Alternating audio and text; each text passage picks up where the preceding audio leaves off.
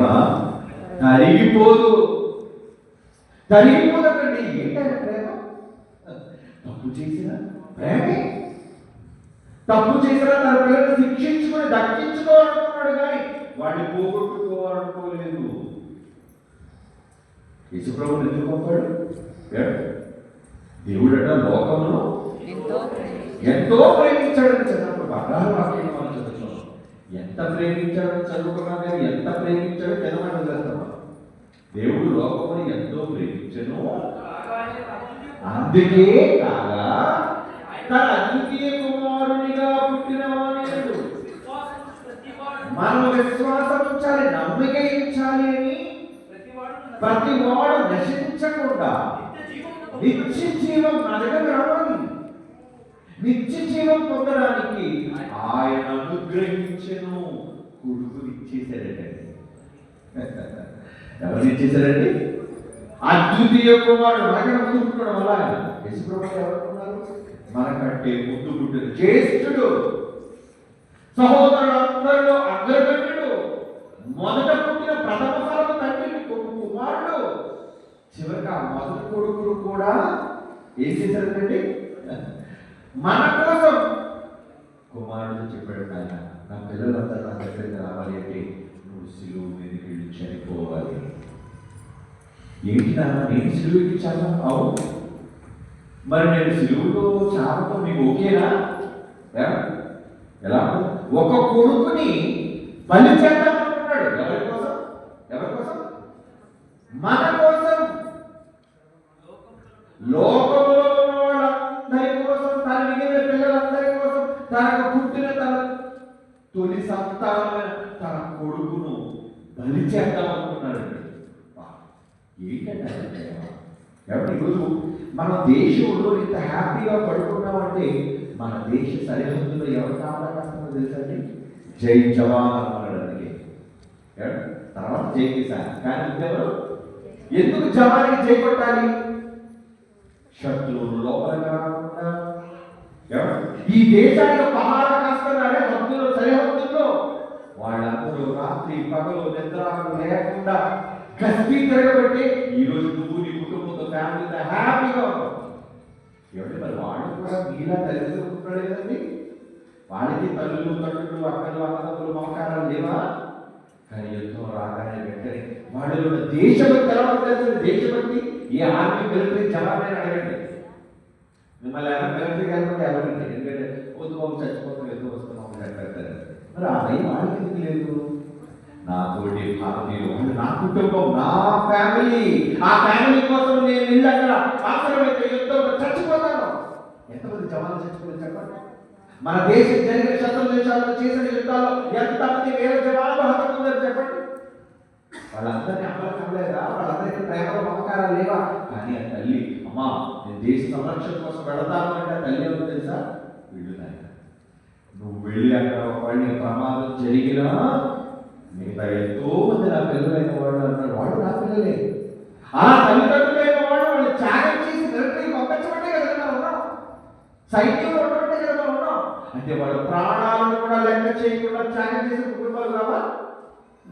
వాళ్ళే గొప్పవాళ్ళు మీరు అనుకుంటే సర్వమానవాడి కోసం తండ్రి అయిన దేవుడు తన అద్వితీయ కుమారుడిని మీ కోసం బలిగా ఇవ్వాలనుకున్నాడు. బలి మామూలుగా చాలా కాదు. నువ్వు కూడా వెళ్ళినా అంతలాగా బ్రతికి వృద్ధాత్మలు బ్రతికి చచ్చిపోయి రావట్లేదండి. వాళ్ళు చేసిన పాపాలు క్షమ రావాలి అంటే వాళ్ళ పాపాలను కడిగే ఒకే ఒక సాధనం పవిత్రమూర్తి, ఒకే ఒక రక్తం. ఆ పవిత్రుడు నువ్వే కావాలి. ఎందుకంటే ఆదాము నుంచి పుట్టిన వాళ్ళందరూ పాపాత్ములు, నేరస్తులుగానే మారిపోతున్నారు. చిన్నప్పుడు వాడు ఒక్కరుగానే పుట్టించారు, కానీ వాడి సమాజంలో పెరిగి పెద్ద చెడిపోతున్నారు. ఆయన ఆ చెడిపోయిన రక్తం చేత ఈ పరిహారం రాదు.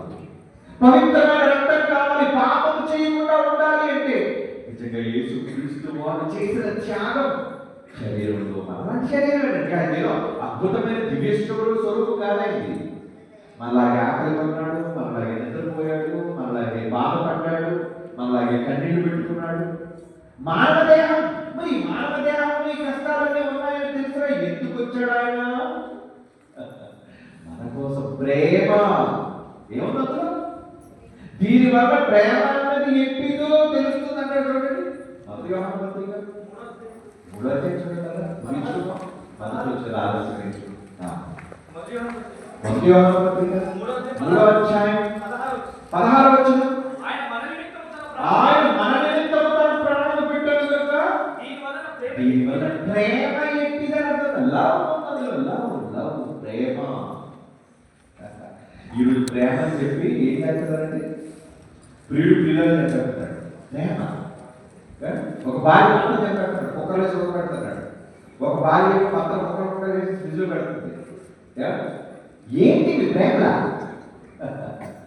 ప్రేమను చెప్పుకునే మోసపూరితమైన పదాలు అబద్ధం. అది కాదు. That is not true love. అసలు ప్రేమే కాదు. వాంఛ అంటారు, మోహం అంటారు, కామం అంటారు, కోరిక అంటారు, చాలా రకాల పేర్లు ఉన్నాయి. కానీ ఎటువంటి వాంఛ, కామం, కోరిక లేకుండా స్వతహాగా తనకు తానుగా మీ అందరి కోసం బలి అవ్వాలని యేసు నిర్ణయం. ఆయన బలిగా పంపాలని తండ్రి దేవుడని యేసు సిద్ధపడ్డా, తండ్రి ముందు పంపగలమన్నాడా? యేసు సిద్ధం కాలేదు, నాన్నని వెళ్తానలేదు. తండ్రి తన మొదటి కొడుకుని నీ కోసం వదిలేసుకోవాలనుకున్నాడు. అంటే నువ్వు దేవుడు మొదటి కొడుకుని ఎక్కువ ప్రేమించాడు, మిమ్మల్ని ఎక్కువ ప్రేమించాడు? చెప్పండి. మీకోసం ఆయన్ని చంపుకోవాలనుకున్నాడు. ప్రేమ ఆయన ఉందా, మీ మీద ఉందా? నీ మీద ఉందండి. అంటే యేసు కంటే మనల్ని ఎక్కువ ప్రేమిస్తున్నాడా?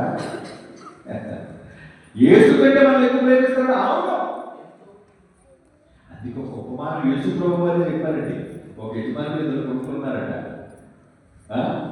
పెద్దోడు మంచోడే, చిన్నోడు మళ్ళా చేపలు నాశనం ఇచ్చే అన్నాడు. తీసుకుపోయాడు, ఊరి మీదకి వెళ్ళాడు, దుమారానికి పెట్టాడు, షోఫర్గా ఉన్న అంతా కరెక్ట్. ఆ తర్వాత పొందకుండా దగ్గర వెళ్ళాడు, నాన్న వచ్చాడు, ఏడ్చుకుంటూ నాన్న దగ్గరికి వచ్చాడు. అవునా? కానీ నాన్న చూడాడు. నాన్న కనిపెడుతున్నాడు కొడుకు కోసం. వాడు తప్పు చేసినా అంటే కొడుకు కాకుండా పోతారేట్లా? కొడుకు కాదా ఏంటి? తప్పు చేసినంత మాత్రాలు మన పిల్లలు కాకుండా పోతారా? వాడు తప్పు చేసిన మన పిల్లలే. అందుకే అమ్మ గురించి ఏమంటారు? ఏమిటి? అమ్మ అయితే కడుపులో దాచుకుంటుందట తప్పు చేసి. అమ్మ ఎక్కడ పెట్టుకుంటుందట? ఒక తల్లిగా కడుపులో పెట్టుకోమ్మా, నీ బిడ్డ తప్పు చేసి కడుపులో పెట్టుకోవాలి అంటారు. అవునా? ఈ ప్రేమ అమ్మకు రాకన్నా ముందు, నాన్నకు రాకన్నా ముందు మనందరికీ తండ్రి దేవుడు ఉంది. ప్రేమ కడుపులో పెట్టుకున్నాడు. మన ప్రారంభం ఆలోచిస్తే ఆదాములోనికి రాకముందు మనం అంతా ఎక్కడున్నాం? ఆయన కడుపులో. దేవుడి మీద కడుపు పేరు ఉన్నాడు కాదు, నీకు అర్థం అవడానికి చెప్పడితే తనలో తన గర్భవాసం అన్నాడు. అందుకే తన గర్భంలో నుంచి వచ్చిన వాడు మనం. అంటే తనలో నుంచి వచ్చిన వాడు అర్థం. అంటే మనందరి కోసం తన కొడుకుని ఏమనుకున్నాడు? బలిగా చేయాలి అనుకున్నాడు. చిన్న కొడుకు వస్తున్నాడు తప్పు చేసి, రాగానే ఏమన్నాడు? దూరం నుంచి చూశారట. వాడికా దూరంగా ఉన్నాడు, ఇంకా ఇంటి వరకు రాలేదు. కానీ తండ్రి చూసి కనికరపడి పరిగెత్తుకుని వెళ్తారట. ముసలానికి ఏమవసరం? పరిగెత్తుకుని వెళ్ళాలా? మనగానే ఆ స్థానంలో అనుకోండి, రే ఎలా ఇప్పుడు నీ గుర్తు వచ్చిందిరా, నీ కళ్ళు నెట్టి దిగాయా లేదా? ఇప్పుడు సిగ్గు కలిగింది, ఇప్పుడు మీ నాన్న గుర్తొచ్చాడు. ఎన్ని చూసుకొని మాట్లాడతాడు? అవకాశం దొరకాలి కానీ ఎన్ని నాలా నడుస్తావా? కానీ మన పెద్దలు కాలేదు. ఒక కొడుకు అవసరాల విషయంలో ఇబ్బందులు ఉన్నాడని తెలుసుకుని పశ్చాత్తాపంతో తిరిగి వస్తున్నాడు కనుక పరిగెత్తుకుని ఎదురెళ్ళి మెడ మీద పడి ముద్దు పెట్టుకొని వాడి ఇంటికి తీసుకొచ్చి వాడి కొత్త బట్టలు కుట్టించి బంగారు ఉంగరం పెట్టి మొత్తం ఇంటి వాళ్ళందరినీ పిలిచాడు. విందు చేయండి, విందు. ఏంటా విందు? నా కొడుకు తగ్గిపోయి తిరిగి వచ్చేసాడు. అప్పుడు పెద్ద కొడుకు చూస్తున్నాడు. పెద్ద కొడుకు ఉన్నాడు కదా, పెద్ద కొడుకు ఏమన్నాడు చూడండి. పెద్ద కొడుకు ఎవరు అనుకున్నారు? యేసుక్రీస్తు వాళ్ళండి. తండ్రి కుమారుడు చెప్తున్నాడు, భావాన్ని చెప్తున్నాడు. పెద్ద కొడుకు ఏమన్నాడట? అందుకు పెద్ద కుమారుడు ఎన్నో వచ్చిన మత్తయి సువార్త, లూకా సువార్త 15వ అధ్యాయం 29, లూకా సువార్త 15వ అధ్యాయం 28 చూడండి. అయితే అతను కోపపడి లోపలికి వెళ్ళలేదట. బయటకు వచ్చి నాయన లోపలికి రానాయన. అందుకతడు తన తండ్రితో ఇదిగో ఇన్నేళ్ళుగా నేను కొన్నానే, ఏ రోజు నీ మాట కాదలేదు కదా నేను. అయినా నా స్నేహితులతో నేను సంతోషంగా ఉండడానికి నాకు ఏ రోజు ఒక మేకలు ఇచ్చావా? చూడండి, అందుకు తండ్రి ఏమంటారు చూడండి, కుమారుడా నువ్వెల్లప్పుడూ నాతో ఉన్నావు కదా, నీకేమవుతురా నాతో కదా ఉన్నావు, నాకున్నవన్నీ నీవే కదా, నువ్వు నా జ్యేష్ఠ పుత్రుడివి, నా ప్రథమ సంతానం, వీటి కార్యదేవుడు చెప్పయ్యా. వాడు నీ తమ్ముడు, ఈ తమ్ముడు చచ్చిపోయాడు, చచ్చిపోయి తిరిగి బ్రతికేను, తప్పిపోయి దొరికాడు. ఏమిటి తప్పిపోయి దొరికితే ఆ పిల్లల పట్ల ఎలా అనిపిస్తారు చెప్పండి? ఇంట్లో ఉన్న కోసం ఆలోచిస్తారా, తప్పిపోయిన కోసం ఆలోచిస్తారు? మీరు చెప్పండి. కనుక యేసు ప్రభు ఉత్తముడు మంచోడు, ఆయన కోసం తండ్రి ఆలోచన ఎందుకు? తప్పిపోయి చెడిపోయి మనమే, అవును, ఏదైనా వాటి నుంచి తప్పిపోయారు. ఇప్పుడు ఆయన ఆలోచన ఎవరి చెప్పండి? తండ్రి ఆలోచన ఎవరున్నాయి? మన మీద ఆయన దృష్టి అంతా మన మీద. ఏమైపోయాడు కొడుకు, ఏమైపోయాడు, వాడు వస్తాడా రాడా, నరకానికి వెళ్ళిపోతాడేమో, నిత్యాగ్ని దండనకు పోతాడేమో, వాడు రక్షించాలి. ఏమండి, భూమి మీద మనిషి దేవుని పట్ల తిరిగి వస్తే పరలోకంలో పండగ చేసుకున్నాడంటే, పరలోకంలో తండ్రి పండగ. ఏంటా పండగ? ఎవరి కోసం పండగ? ఎవరు? ఆయనగా మాంసం, ఆయనగా విందు భోజనం కాదండి. ఎవరి కోసం అన్నాడు చూడండి, లోకసువార్త 15వ అధ్యాయం 7వ వచనం, లోకసువార్త 15వ అధ్యాయం 7వ వచనం, 99 నీతిమంతుల విషయమై కలుగు సంతోషము కంటే మారు మనస్సు పొందు ఒక్క పాపి విషయమై పరలోకమందు ఎక్కువ సంతోషం. అంటే ఒక మార్పు చెందిన ఒక పాపి కోసం పరలోకంలో సందడి పండగ కండి. మీ పండగ రావాలంటే డిసెంబర్ 25 రావాలి, అవునా? లేదా మీకు శుభకార్యం జరగాలి, అవునా? మరి దేవుడికి పండగ రావాలి అంటే ఎప్పుడైనా పండగ, పరలోకంలో పండగ ఎప్పుడు చెప్పండి? ఊళ్ళో మనకు చాలా పండుగ ఉంటాయి, మీరు చేసుకునే పండగ. మరి దేవుడికి ఎప్పుడైనా పండగ? తన కొడుకు తన దగ్గరికి రావటమే పండగ, అవునా? తన కుమారుడు తప్పుపోయాడు, తన కుమారుడు తిరిగి తన దగ్గరికి రావటమే పండుగ. అంటే ఏ కుమారుడిని కోల్పోవడానికి ఇష్టం లేక తన కుమారుడైన మొదటి కొడుకైన యేసు ప్రభు కోల్పోయాడు. ఆయన సిలువలో చచ్చిపో, నా పిల్లలందరినీ తీసుకుని రా, నీ రక్తాన్ని చిందించి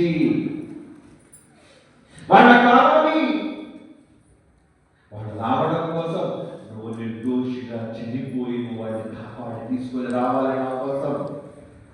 ఏంటంటే ఈ త్యాగం, ఈ ప్రేమ తరిగిపోయిందా? ఆస్తులు తింటే తరిగిపోతాయండి, కానీ మన తండ్రిలో ఈ ప్రేమట తరతరము, ఎన్ని తరాలండి, ఆదాము నుంచి ఎప్పటి వరకు ఎన్ని లక్షల తరాలు. తరిగిపోయిందా? ఏ రోజు సూర్యుడు వెలుగు తగ్గాడా? ఏ రోజు నేల పండడం మానేసిందా? ఏ రోజు వర్షాలు పడడం మానేసింది? లేదు. ఆ రోజు నుంచి ఈ రోజు వరకు ప్రేమలో, దేవుడు మనకిచ్చే ప్రేమలో ఎద్దులు తక్కువ చేయలేదండి. ఇన్ని తరాలు జరిగినా ఆయన ప్రేమలో తరుగుదల లేదు. ఎందుకంటే అసలు మన తండ్రి పేరే తెలుసండి? తండ్రి పేరే ప్రేమ.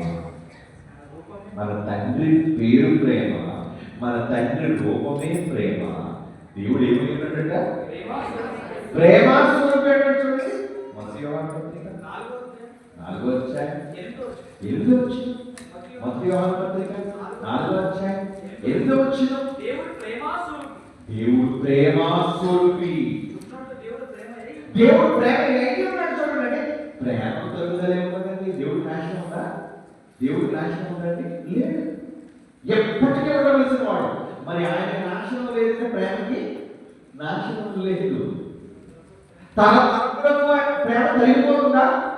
తరగదు. ఆ ప్రేమ తరిగిపోయిందంటే ఆయన చచ్చిపోయినట్టే. తండ్రికి చావు లేదు, ఆయన ప్రేమకు అంతం లేదు. ఎన్ని తరాలైనా ఆయన ప్రేమ వస్తూనే ఉంటుందని, ఆయన ప్రేమిస్తూనే ఉంటాడండి. మనకి పెడితే ఒక మాట్లాడుతూ పెట్టగా మరొక మాట్లాడుతుంది, వెంటనే మన ప్రేమ ఆగిపోతుంది. అనుకూలంగా ఉంటే ఒకలా ప్రేమిస్తాం, వ్యతిరేకంగా మరొకలాగా ద్వేషిస్తాం. ఇది మనకి ఆయన తేడా. అంటే నిజంగా దేవుడుగా ప్రేమించే మనుషులు ఎవరైనా ఉన్నారంటే ఎవరు లేరండి. ప్రతి మనుషులు ఒక మనిషిని ప్రేమిస్తారంటే దాని స్వార్థం ఉంటుంది.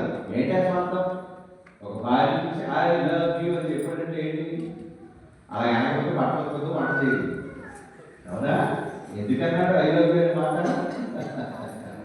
ఈ మాటలన్నీ చెప్పి మాయ మాటలు చెప్పి నేను పని మనిషిగా చెయ్యాలి.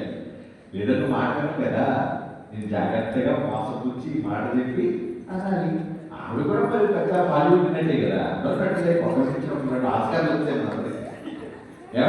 మన నటనలో అందరూ కూడా ఉద్యోగం వేసాము. భర్త కూడా మన పట్ల నటిస్తుంటే మనం కూడా ఓవర్గా నటిస్తుంటాం. ఓకేనా? బాగా నటిస్తుంటారు. చాలాసార్లు చెప్తాను, భర్త చనిపోయాడు అనుకోండి, శవాన్ని ఎత్తినప్పుడు చూడండి ఎలా ఉంటారు. అప్పటి వరకు సైలెంట్గా ఏడ్చి గుర్తుపోయి ఏమంటే ఊపి కూడా ఉండదు కదండి. శవాన్ని ఎత్తే టైంలో లేచిపోతారు. మొత్తం ఎక్కడ లేదు అంటారు. లేచిపోయి ఏం చేస్తారు?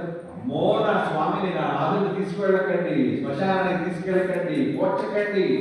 అప్పుడు చూడండి ఇటుకొక 5 ఇటుకొక 5 ఏమంటే బొబ్బులకు సాగినట్టుగా సాగుతుంటుంది, లాగుతుంటారు. ఏమంటే తాడు లాగుతున్నట్టుగా వెనక మాట్లాడుతుందో ఏమంటే అలాంటప్పుడు ఎప్పుడైనా ఇటు చెయ్యి పట్టుకుని వదిలేయండి. శాస్త్రం ఏం జరుగుతుంది? శవాన్ని ఏమిస్తారు, వెళ్ళిపోతుంటారు. బాబోయే నా స్వామితో పాటు నన్ను కూడా సమాజంలో పెట్టేసి తాగేనంటా నా అందరూ ఏమంటది? ఎందుకు అలా చేశారు అంటే ఎలా పట్టు బ్రతుకున్నప్పుడు ఏం చెప్పు? ఇక మీరు లేకపోతే ఈ మాట ఇవి ఆయన చెప్పింది, బ్రతుకున్నప్పుడు ఆడు కూడా విడిది చెప్పాడు. కానీ నిజంగా లవ్ అంటారా? వాడు సంపాదించిన డబ్బు కావాలి, వాడు సంపాదించిన ఇల్లు కావాలి, వాడు సంపాదించిన బంగారం కావాలి, చచ్చగిరి మాత్రం ఇది మనుషుల ప్రేమ. కానీ దేవుడు నువ్వు బతుకున్నప్పుడు కావాలి, నువ్వు చచ్చాక కూడా ఆయన కావాలి. వద్దనుకున్నాడు దేవుడు. నువ్వు చనిపోతే వద్దనుకున్నాడు దేవుడు. చెప్పండి, మనుషులు చచ్చిపోతే వద్దనుకున్నాడు. వద్దు నాయన, మీరు చనిపోయిన తర్వాత కూడా నాకు కావాలి, ఎందుకంటే అప్పుడు కూడా మీరు బ్రతికే ఉన్నారు. మీరు చాలకూడదు, మీరు నన్ను విడిచి వెళ్ళకూడదు. అందుకే ఏ మనుషుడు నశింపబడని హెచ్చరింపక. 2 Petrus 3 వచ్చాయి, 9 వచ్చిన 2 Petrus 3 వచ్చి 9 వచ్చినండి. ఎవడు నశింపబడని హెచ్చరింపక అందరూ మారు మనసు పొందగలరు. ఆయన మారు మనసు పొందవలనని కోరుకుంటూ ఒక తండ్రిగా మీ దీర్ఘశాంతం. ఎవడు ఎంత దీర్ఘశాంతం లేకపోతే ఈ సమాజంలో ఎలాంటి నీచులు దౌర్భాగ్యం దొరుకుతుందని చెప్పండి. గోడాలు దొరుకుతున్నారా? నరహత్యలు దొరుకుతున్నారా? వ్యభిచారం దొరుకుతున్నారా? వేషలు దొరుకుతున్నారా?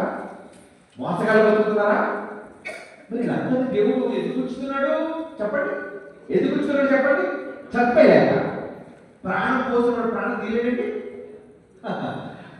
ఊపిరి వదిలేడంతే. ఒక్కసారి ఊపిరి వేపడితే ఆ ఊపిరి అయిపోతుంది. చంపగలడు. మనందరి ఆయువు ఆయన గుప్పిట్లో ఉంది, మన ఆయుష్కాలం ఆయన చేతిలో ఉంది. చంపేయగలడు ఆయన. కానీ ఎందుకు కనికరిస్తున్నాడో తెలుసా? దీర్ఘశాంతం ఆయన. నీ శాంతం ఉండాలి. కాసేపు కూడా మన శాంతం కాస్త పోయి వాపోతుంది మరి. కానీ ఆయన దీర్ఘశాంతం ఏంటండి? ఎంత కనిపెడతాడు ఏంటండి? ఎందుకంత దీర్ఘశాంతం తెలుసా? వాడు చచ్చి నరకానికి పోకుండా వాడు బ్రతకాలి. అదే దేవుడు కోరుకుంటున్నాడు, అందరి పట్ల కోరుకుంటున్నాడండి. నువ్వు మారాలని కోరుకున్నాడు, నువ్వు రావాలని కోరుకున్నాడు. సిలువలో దొంగలు చచ్చిపోయాడు కదండి. ఎప్పుడు మారాడు దొంగలు?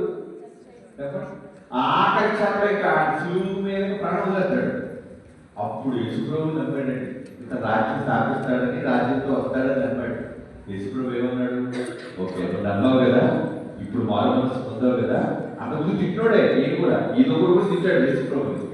వెంటనే క్షణాల్లో మనసు మారిపోయింది. అప్పటి వరకు వాడు ఎన్ని కిరాతకమైన పనులు చేసినా, ఎందుకు సిలువ మీద వచ్చినంత వరకు, వాడు ప్రాణం పోయినంత వరకు దేవుడు ఎందుకు కనిపెట్టడం తెలుసా? ఈ క్షణమైనా నువ్వు మారుతావేమో అని. లాస్ట్ చివరి క్షణం వరకు నేను ఓపుతో కనిపెడుతున్నాడు.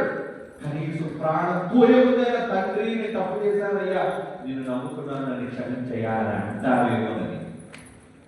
ఒకవేళ అలా అంటే నిన్ను క్షమించడానికి సిద్ధమైన మనస్సు రెడీగా ఉన్నట్టు ఆయన. నువ్వు రావాలని నువ్వు కావాలని నిన్ను కోరుకుంటున్నాడే. అదే 2026లో ఒక ప్రేమ కోసం ఒక కొత్త పాట రాశాను. దాని ప్రోమో ఒక పాట చూసి వెళ్ళిపోండి. లేట్ అయింది నన్ను క్షమించండి, నేను ముందే సిద్ధంగా ఉన్నాను కానీ నేను రావడానికి కొంచెం లేట్ అయింది. రేపు మీ అందరి కోసం త్వరగా కూర్చుంటాను, మీరు వచ్చినా రాకపోయినా ఎక్కువ విషయాలు మీకు చెబుతాను, చూపిస్తాను. ఇంకా ప్రేమ కోసం గొప్పగా మాట్లాడు. ఓకేనా? రైట్ సమస్య పాట చేస్తారా? ల్యాప్టాప్ సమస్య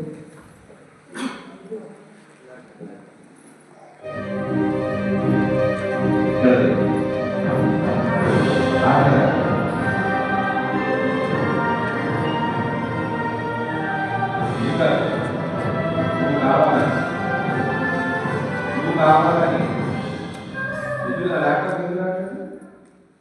మీరు చేంజ్ చేశారా? ఇప్పుడు ఇవ్వండి మరి వీడియో వీడియో చూడండి.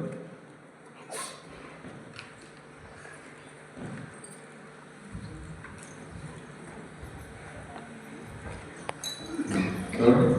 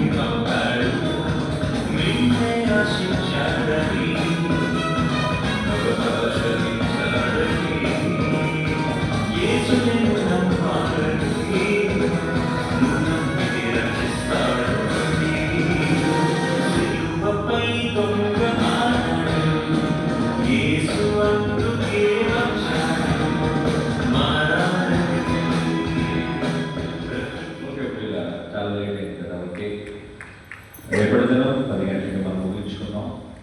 కళ్ళు మూసుకొని ప్రార్థన చేసుకున్నాం. పరిశుద్ధమైన తండ్రి దేవా, ఇదిగో వెలగట్టలేని తరతరములకు తరగని మీ ప్రేమను మొదటి రోజు బహు కొద్దిగానే మేము నేర్చుకున్నాం. మీ ప్రేమకు మించిన ప్రేమ ఈ లోకంలో ఏ మనుషులలో లేదని మేము గ్రహించిన వారిని, మేము జీవించిన జీవిత కాలంలో మీ కొరకు ప్రత్యేకమైన స్థానాన్ని ఇచ్చి మీకు ఇష్టమైన పిల్లలుగా జీవించి వృద్ధి పొందే భాగ్యాన్ని మీ పిల్లలుగా మాకు అనుకరించవలసిందిగా ప్రార్థిస్తున్నాను. ఇవన్నీ పిల్లలు రాత్రి పూట వెళుతున్నారు. వచ్చిన అందరినీ తల్లి క్షేమంగా వారి గృహాలకు చేర్చండి. మళ్ళా రేపడదనం విలువైన మాటలను విని నేర్చుకోగలిగే అవకాశాన్ని మా అందరికీ ప్రసాదించవలసిందిగా ప్రార్థిస్తూ క్రీస్తు యేసు వారి పరిశుద్ధమైన నామములో ఈ ప్రార్థన వేడుకొచ్చున్నాము తండ్రి. మా మీద మన తండ్రి అయిన దేవుని ప్రేమ, కుమారుడైన యేసుక్రీస్తు వారి కృప, పరిశుద్ధాత్మ దేవుని సహవాసం సదాకాలం మనందరికీ తోడు నడిపించుగాక.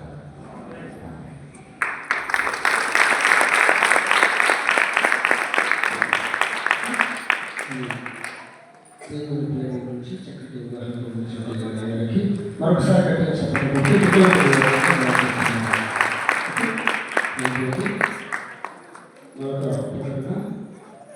వచ్చినటువంటి ప్రతి ఒక్కరు కూడా భోజనం దయచేసి అందరూ కూడా సంతృప్తిగా భోజనం చేస్తున్న ఆలోచిస్తున్నాను. అదేవిధంగా రేపు సభ 7 గంటలకు ప్రారంభమవుతుంది. దయచేసి ఎవరు కూడా ఆలోచన చేయకుండా 7 గంటల లోపే దయచేసి వచ్చి అందరూ కూర్చోవలసిందిగా ప్రేమపూర్వకంగా తెలియజేస్తున్నాము.